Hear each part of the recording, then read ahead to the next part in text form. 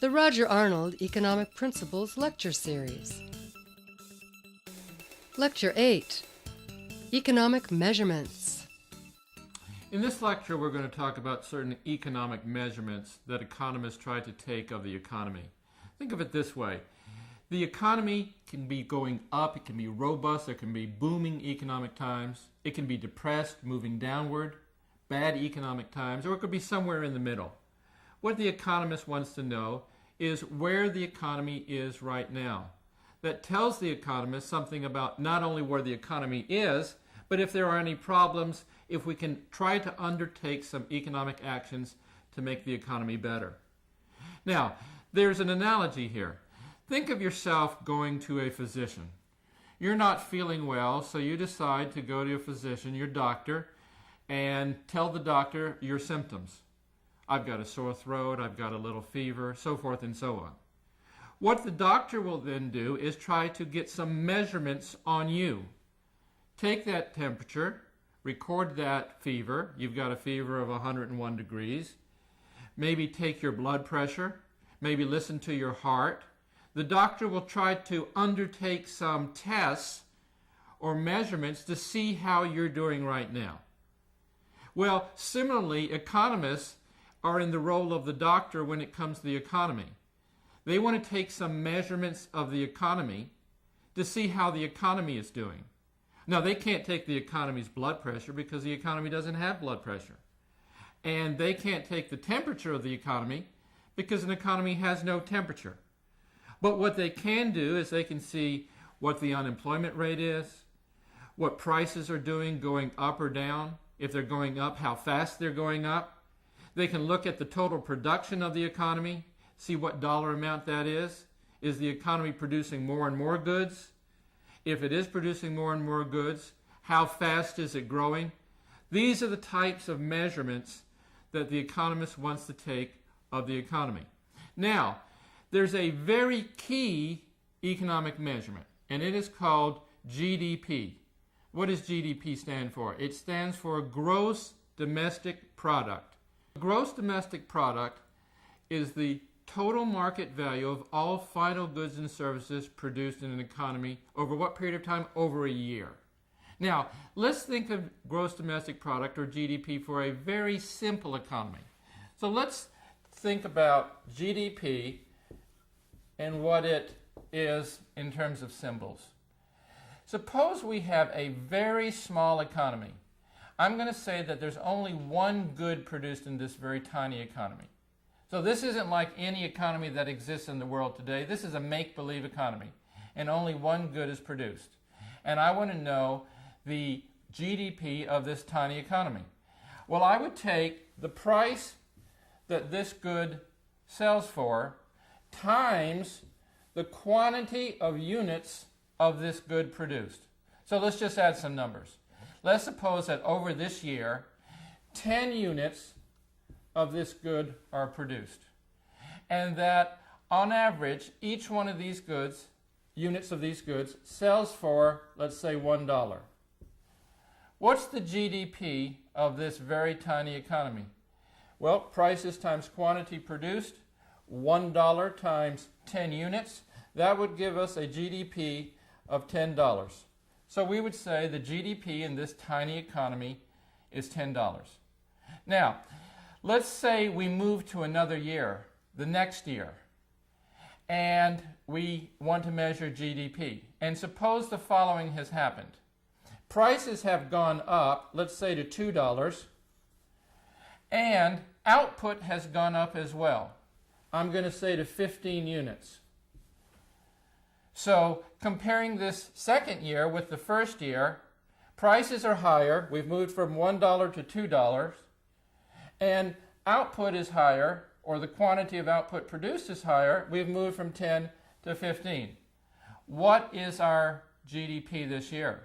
The answer is, again, the product of $2 times 15, or $30. GDP has increased. But there's a problem here.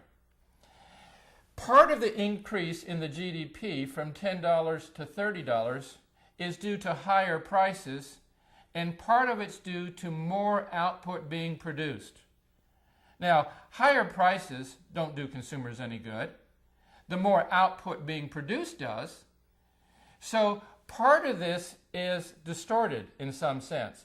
And the economist wants to know, I wonder what part of this increase in GDP from the $10 to the $30 is due to prices going up, and what part is due to output going up.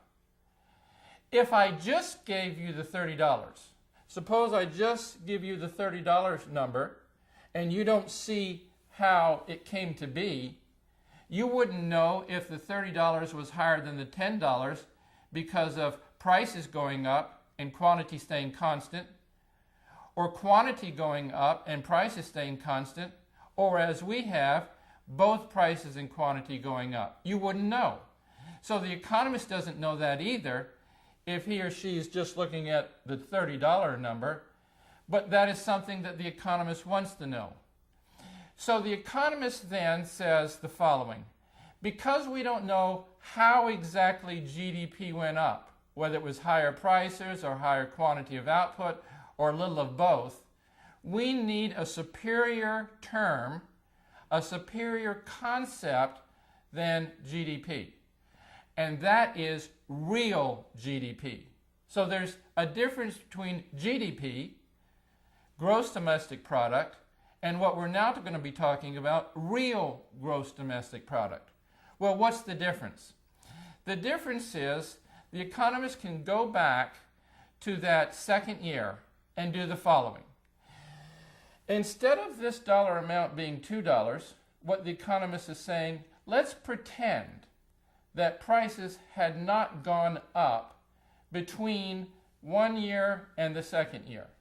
So let's use the same price in year 2 that we initially used in the first year, $1. And then let's say that output has increased by 15, which we saw it had. So then let's multiply that by 15. What do we get over here? We get $1, which is the price that originally held in the first year, plus the new quantity in the second year. Now we get $15 over here rather than $30. But this dollar amount right here is not GDP, it is real GDP. So we're going to put real GDP. And what is real GDP? Real GDP is simply the product of a price and a quantity. What price? The price in the original year in my example. And what quantity? The quantity in the current year, and our last current year was year 2. So real GDP is a finer measurement than GDP. Let's think about this in terms of a question. I give you two numbers. I say GDP in year 1 is $100 for this tiny economy. I say GDP in year 2 is $150. I then ask you, why did GDP go up? You'd have to say, I'm not sure. Why would you have to say that? Because you know that GDP can go up because prices go up and or because quantity goes up. So you wouldn't know exactly why GDP went up. Now, let me give you two other dollar amounts. I say real GDP in the first year is, let's say, $200. And real GDP in the second year is $400. So real GDP first year, $200. Real GDP second year, $400. And I say, why did real GDP go up? And you say, it can only be for one reason. The quantity of output produced must have gone up between the first year and the second year. And why can it only be one reason? It can only be one reason because the prices used in the second year were the same prices used in the first year. So the only reason that real GDP could go up is because the quantity of output produced went up. Right? So again, to summarize, there's a difference between GDP and real GDP. Which is the superior? The answer is real GDP, because we know if real GDP is changing, we know why it is changing. It's not a guess between prices changing and output changing, because the prices are held constant. It must be therefore increasing or decreasing because the quantity of output in the economy is increasing or decreasing. All right, now let's turn to another concept. Let's turn to prices. You hear a lot about prices on the news, you read it in the magazines, in the newspapers. Prices are going up, prices are going down, so forth and so on. You also hear something called the Consumer Price Index, or the CPI. And you might hear something like this on a news show. The CPI has gone up by 5%. The CPI has gone up by 1.3%. Right? What's going on here? Well, the CPI is a measurement of what is happening to prices in the economy. Not to a single price, but to prices in general, or to an average price. So when someone says the CPI is rising, what that means is that prices on average are going up. Could it be that some price in the economy went down? Sure. But on average, prices went up. Now, since this is a term that you often hear in the news media and you read in print publications, let's talk about how the CPI is essentially constructed. Let's look at what we call a market basket. All right, so I'm going to look at a market basket, and I'm going to abbreviate this by MB. A market basket is a combination of goods. It doesn't take into account every good that is produced in the economy, but only some subset. So in our market basket, we might have bread and soda and tennis rackets and so forth and so on. So this market basket is composed of some subset of all the goods that is produced in the economy. And let's say that this market basket has a price tag of, so I'm going to say market basket has a price tag of or is equal to $1,000. And we're looking at that at one period in time. So let's say that this is the data that holds for year one. Now, let's move on to year two. We're in year two now. And we say, what does it cost to buy that same market basket in year two? And let's suppose that market basket in year two, it comes at a price tag of $1,200. Right? So we know the following. We know that the market basket consists of some subset of goods produced in the economy. And we know that that market basket had a price tag of $1,000 in the first year, and it now has a higher price tag of $1,200 in the second year. What economists essentially do is the following. They say, let's assign a number to that first year market basket price tag. And they're going to give that a name. They're going to call that the CPI, or Consumer Price Index. So let's say we assign the number 100 to the market basket in year one. Now, they're going to have to assign, they being the economists, are going to have to assign a number to the market basket in year two. Are they going to assign the number 100 to it? Or are they going to assign the number higher than that? Well, I think you can see, because the market price tag went up, that they're going to have to assign a higher number.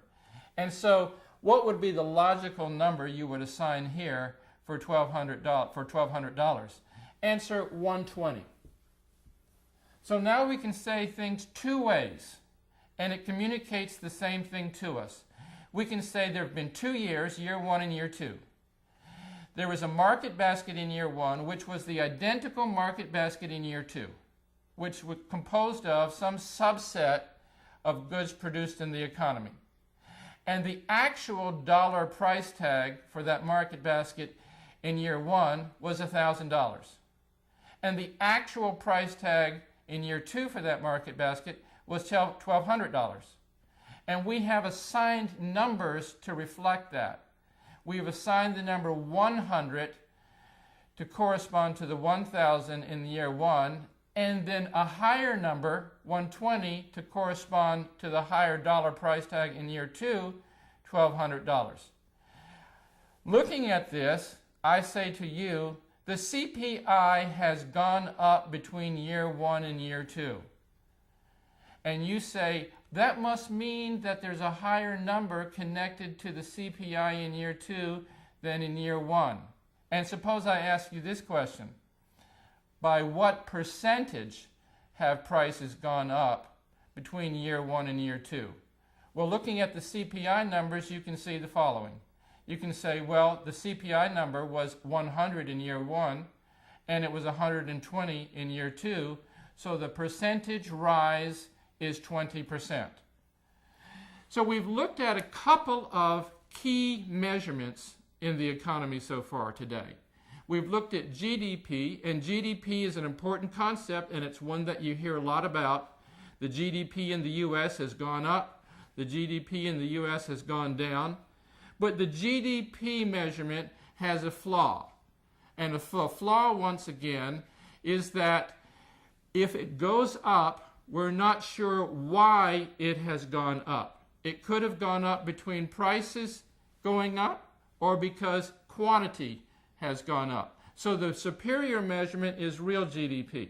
And if real GDP goes up, we know it could have only gone up for one single reason. It must be because the quantity of output produced in the economy has gone up, the Q variable in our equation. And lastly, we know something about the CPI. We know what the CPI is, for one thing. It is a measurement of what is happening in the economy with respect to prices. And if the CPI goes up, we're saying that prices on average have gone up. And that doesn't mean, once again, that every single price in the economy has gone up. Because if you look at, for example, the U.S. economy, prices on average have been going up, but the price of some goods, like computers, have been going down. But on average, prices have been going up because that consumer price index number has been getting larger. Once again, why does the economist want to measure the economy? He or she wants to get a fix on the economy. How strong is it? How healthy is it? Is it sick? Is it well? In what direction is it heading? All those things matter to the economist because the economist, depending upon the situation of the economy, has different certain economic policies to advise. That then tells us a little bit of why the economist wants to measure the economy. I hope you'll be with us for the next lecture.